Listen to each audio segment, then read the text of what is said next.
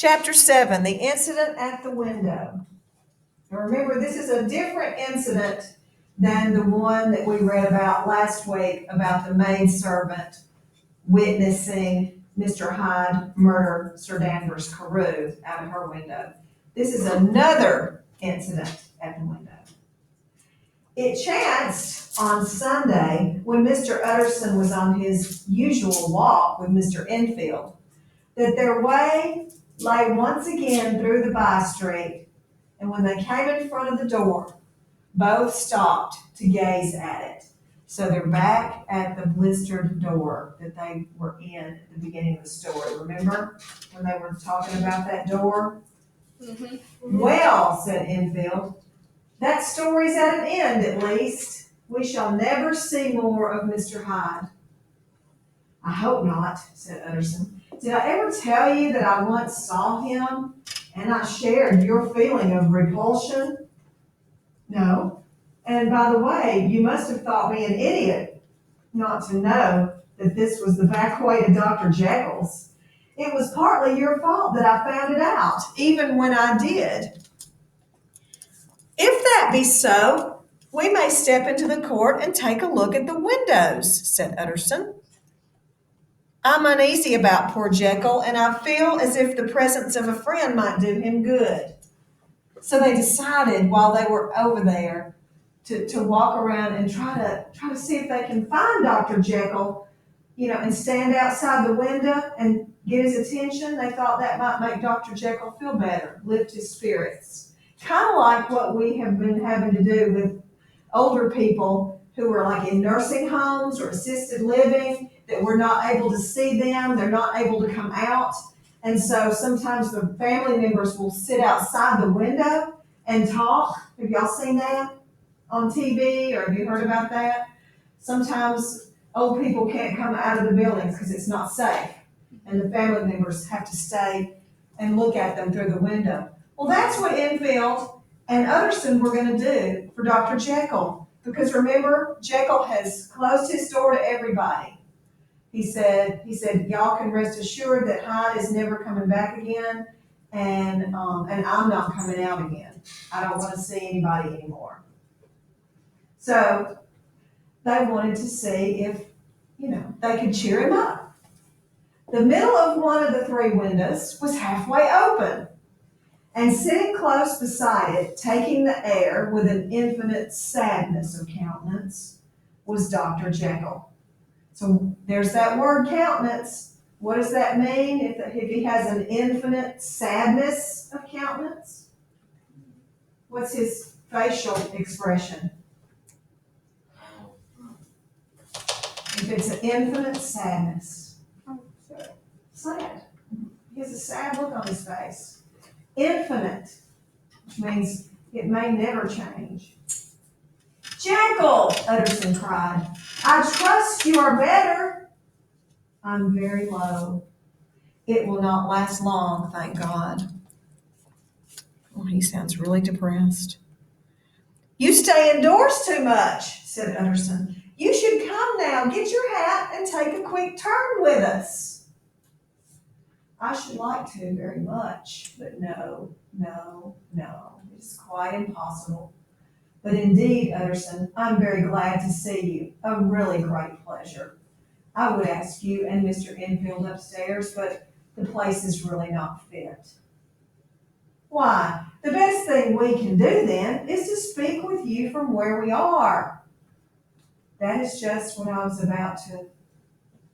The words were hardly uttered before the smile was changed to abject terror and despair, and froze the blood of the two men below. Okay, so the look on Dr. Jekyll's face was terrorizing, and it shocked Mr. Utterson and Mr. Enfield. The window was thrust down, and they turned and left without saying a word. They continued walking the by-street in silence until they came to a busier thoroughfare. Mr. Utterson turned at last and looked at Enfield. They were both pale, with an answering horror in their eyes.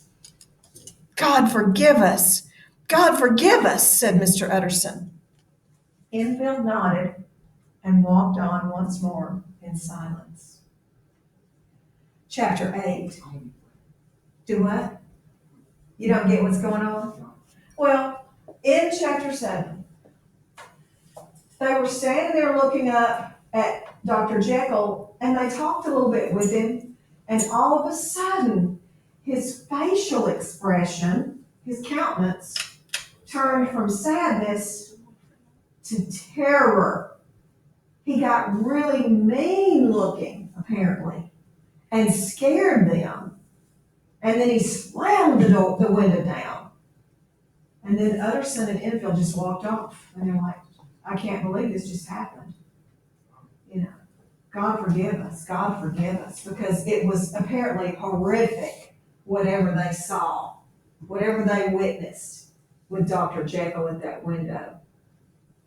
It disturbed them, okay? It shook them to their core. So let's see what happens next. The last night. Some days later, Mr. Utterson was sitting by his fireside one evening after dinner when he was surprised to receive a visit from Poole. Now, who is Poole? Butler. He's the butler, Dr. Jekyll's butler. He's the guy that answers the doors. You know, he works for Dr. Jekyll. What brings you here? He cried. Is the doctor ill? I think there's been foul play, said Poole hoarsely. Mr. Utterson's only answer was to rise and get his hat and greatcoat. It was a wild, cold, seasonable night of March, with a pale moon lying on her back as though the wind had tilted her. Mr. Utterson thought he had never seen that part of London so deserted. Soon he found himself in front of Jekyll's door. The servant knocked in a very guarded manner, and a voice asked from within, "Is that you, Poole?" "It's all right," said Poole. "Open the door." "Jekyll!" cried Utterson with a loud voice. "I demand to see you." He paused a moment. "Utterson," said the voice, "for God's sake, have mercy." "Oh, that's not Jekyll's voice. It's Hyde's," cried Utterson. "Down with the door, Poole." A blow shook the building, and the red baize door leaped against the lock and hinges. And there lay the cabinet before their eyes in the quiet lamplight, a good fire glowing on the hearth, the kettle singing in its thin strain, and things laid out for tea.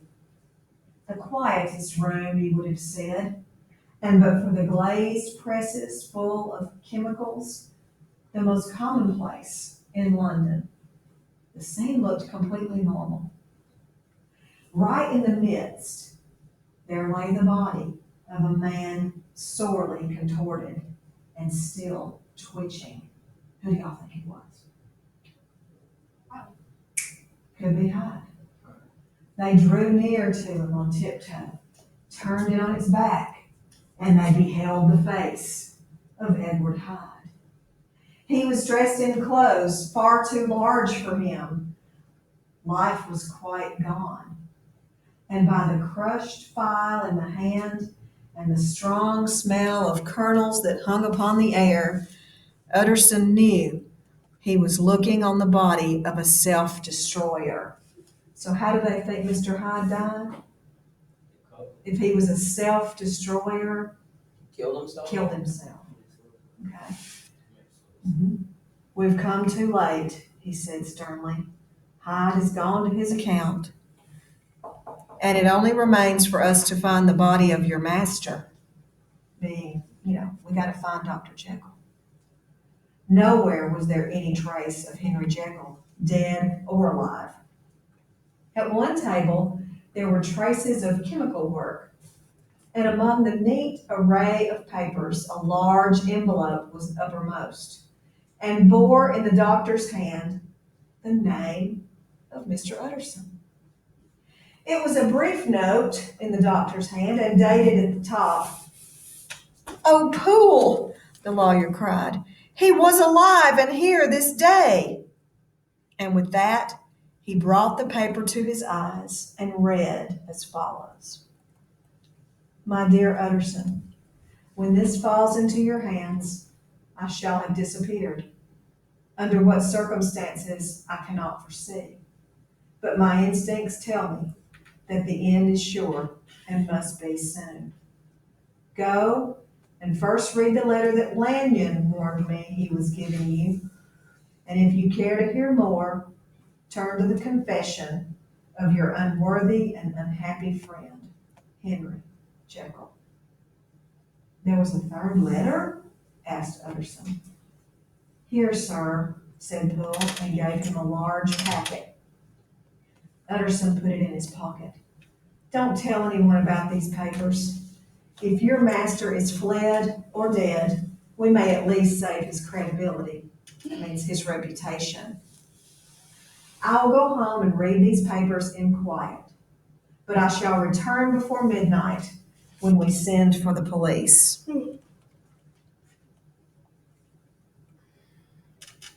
Chapter 9, Dr. Lanyon's narrative. Okay, we're about to read what the letter said. Remember, before Dr. Lanyon died, he said, "There's a letter, but I don't want you to read it yet. You read it in case Dr. Jekyll disappears. That's when you can read it." Okay? "So on the 9th of January, now 4 days ago, I received in the evening delivery a registered envelope, another one, addressed to me in Henry Jekyll's handwriting. I was a good deal surprised by this because we were not in the habit of writing to one another. I had seen him, dined with him, indeed, the night before, and I could imagine nothing in our conversations that should justify the formality of a letter."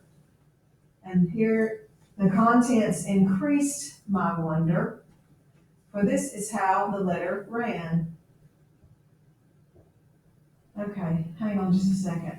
I need to clarify this because I think I might have confused you as to who the letter was written to. It was not the one to Mr. Utterson. This is a letter to Dr. Lanyon from Mr. Hyde. Okay? "Dear Lanyon, you are one of my oldest friends, and although we have differed at times on scientific questions, I cannot remember, at least on my side, any break in our affection. There was never a day when if you had said to me, 'Jekyll, my life, my honor, my reason depend upon you,' I would not have sacrificed my left hand to help you. Lanyon, my life, my honor, my reason are all at your mercy. If you fail me tonight, I am lost." You might suppose, after this preface, that I'm going to ask you for something dishonorable to grant. Judge for yourself. Okay, so he's asking him to do him a favor. Dr. Jekyll wants Dr. Lanyon to do him a favor. "I want you, Dr. Lanyon, to postpone all other engagements for tonight, even if you were summoned to the bedside of an emperor, to take a cab, unless your carriage should be actually at the door, and with this letter in your hand for consultation, drive straight to my house." Okay, this is going back in time before Lanyon died. Okay, Dr. Jekyll sent him this letter and said, "Come to my house, bring the letter with you so that you can keep looking at all my instructions." Okay. "Poole, my butler, has his orders too, and you will find him waiting your arrival with a locksmith. The door of my cabinet is then to be forced open, and you are to go in alone to open the glazed press, letter E on the left hand, breaking the lock if it be shut, and to the drawer out with all of its contents as they stand, the fourth drawer from the top, which is the same thing, the third from the bottom. In my extreme distress of mind, I have a morbid fear of misdirecting you. But even if I'm in error, you may know the right drawer by its contents. Some powders, a file, and a paper book. This drawer I beg of you to carry back with you to Cavendish Square. That's where Dr. Lanyon lives. Exactly as it stands. So he wants him to break into the laboratory and get this drawer out of the cabinet and take it home with him. Okay? Take it home with him. That is the first part of the service. Now for the second. You should be back if you set out at once on the receipt of this, long before midnight, but I will leave you that amount of margin, not only in the fear of one of those obstacles that can neither be prevented nor foreseen, but because an hour when your servants are in bed is to be preferred for what will then remain to do. He wants him to wait until later in the evening to do this next part, because he doesn't want the servants to know what he's up to. At midnight then, I have to ask you to be alone in your consulting room, to admit with your own hand into the house a man who will present himself in my name, and to place in his hands the drawer that you will have brought with you from my cabinet. Then you will have played your part and earned my gratitude completely. 5 minutes afterwards, if you insist upon explanation, you will have understood these arrangements are of capital importance, and that by the neglect of one of them, fantastic as they must appear, you must have charged your conscience with my death or the shipwreck of my reason. Okay, Dr. Jekyll is asking Dr. Lanyon to do something really, really strange, okay? But he's hoping Dr. Lanyon will trust him and do what he says. There's going to be a man come to Dr. Lanyon's door and say, Dr. Jekyll sent me. And he wants Dr. Lanyon then to give him that tray of things that he got from Dr. Jekyll's lab. Is everybody with me? Yes. Okay, let's keep going. He's still writing. This is still the end of the letter to Dr. Lanyon. Confident as I am that you will not trifle with this appeal, my heart sinks and my hand trembles at the bare thought of such a possibility.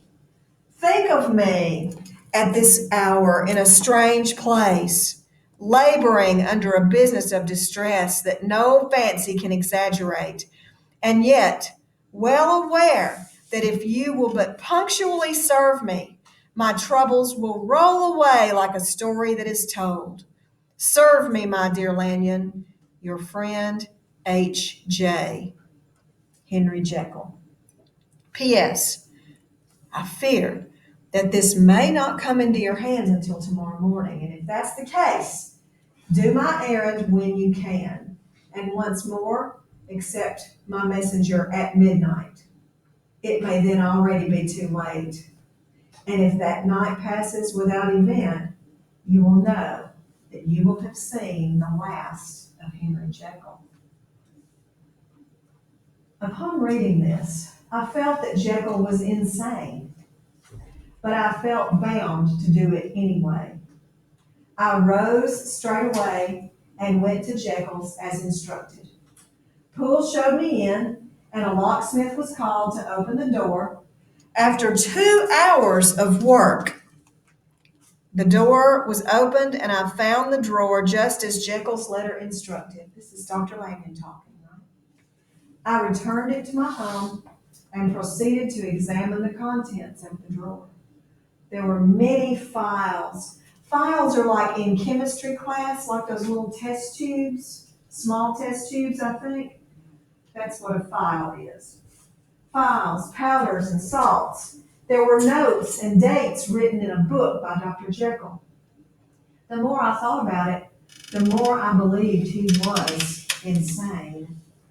I loaded my revolver that I might be found in some posture of self-defense and waited for his messenger. Because it was drugs.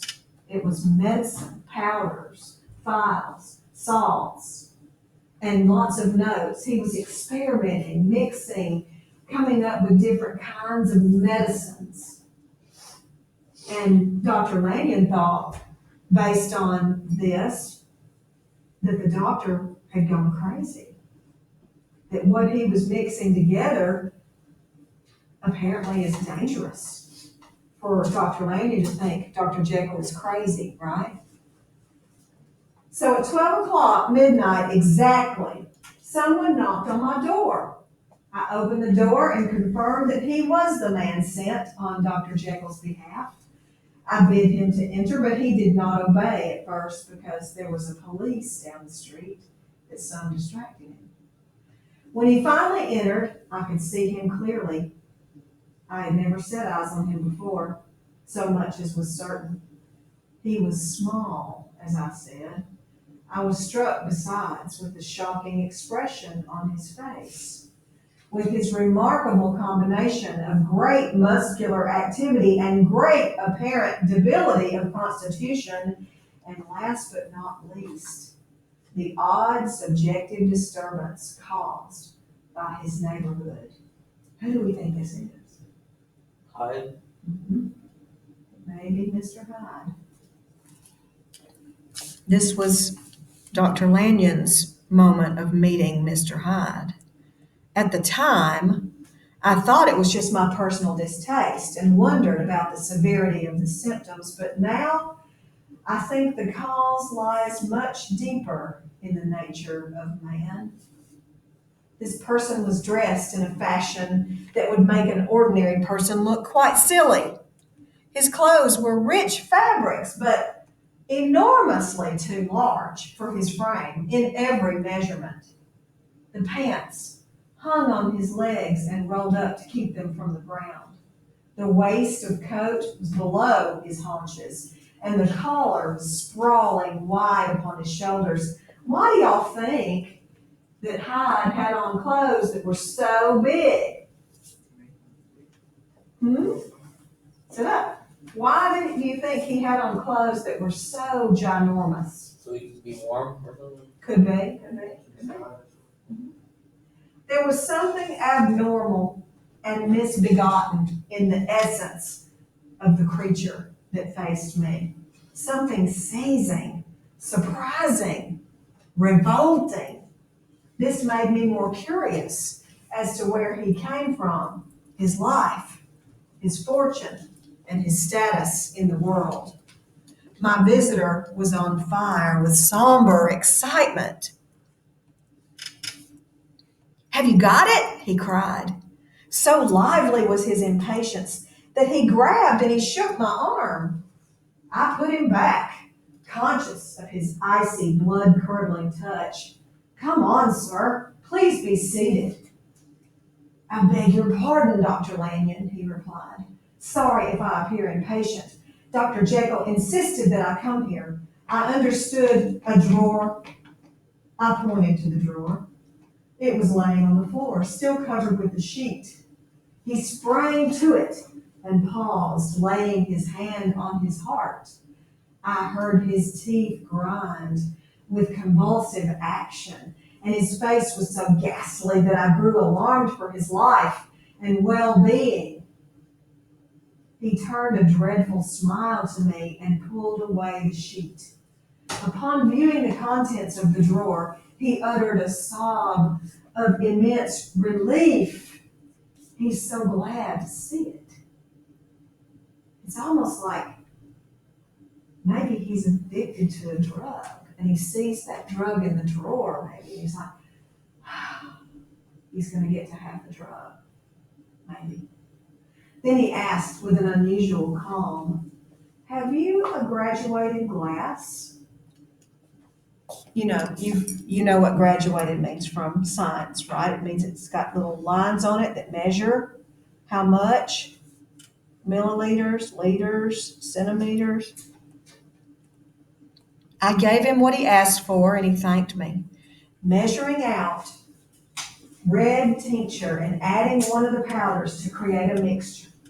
It turned bright red in color, throwing off some fumes of vapor. Then it changed to purple, and then to grin. My visitor smiled and looked at me with an air of scrutiny. And now will you allow me to drink from this glass and leave immediately from your house? Or are you too curious to know what will happen? Think before you answer. If you go, you will be left as you were before. But if you choose, you will gain new avenues of knowledge and fame and power. Your new insights would blow the mind of Satan. This guy tells him. He says, are you going to just let me leave? Or are you going to go with me to see what is going to happen to me when I take this? Okay. Sir, yeah, turn it down. Take it off. We're not listening to music. Take it out. Okay. All right, here we go. This is the good part. Sir, you speak enigmas. See, there's that word. You're speaking in puzzles. I don't know what you're talking about. I've gone too far into this to stop now before seeing it to the end. So Dr. Lanyon wants to see it to the end because he's already gone through all of this trouble for Dr. Jekyll. Okay, Lanyon, promise this. What follows is under the seal of our profession. So that means that person is a doctor. Okay? All this time, you have been bound to narrow material views. You have denied yourself the uprightness of transcendental medicine, and you have derided your superiors. Behold! He drank the mixture with one gulp. A cry followed. He reeled, staggered, clutched at the table, and held on, staring with injected eyes, gasping with open mouth. And as I looked, there came a change. He seemed to swell. He's growing. His face became suddenly black. His features melted and altered. I sprung to my feet and leaped back, hitting the wall, raising my arm to shield me from that prodigy, my mind completely terrified. Oh God, I screamed.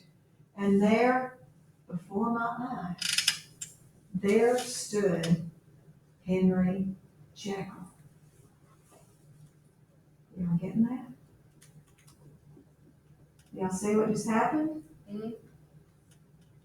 Mr. Hyde just drank the potion and he changed into Dr. Jekyll. What he told me in the next hour, I cannot bring myself to write. I saw what I saw, I heard what I heard, and my soul was sickened. Yet now, as that sight has faded from my eyes, I can hardly believe it. My life is forever shaken by its roots. Deadly terrors haunt me day and night. I feel my days are numbered and I must die. I will say but one thing, Utterson. The creature who crept into my house that night, on Jekyll's own confession, was known by the name of Hyde and hunted in every corner of the city as the murderer of Carew.